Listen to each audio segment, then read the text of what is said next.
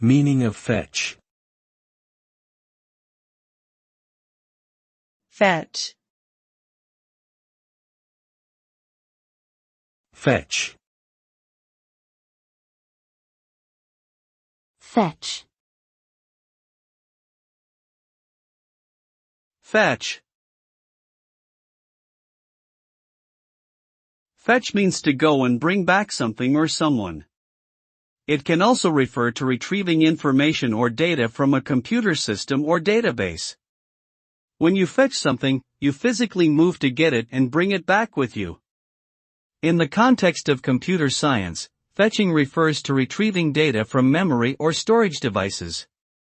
Fetching data is an important operation for many computer applications, including database management systems, web browsers, and search engines. Overall, fetching involves the act of obtaining something that is needed or required.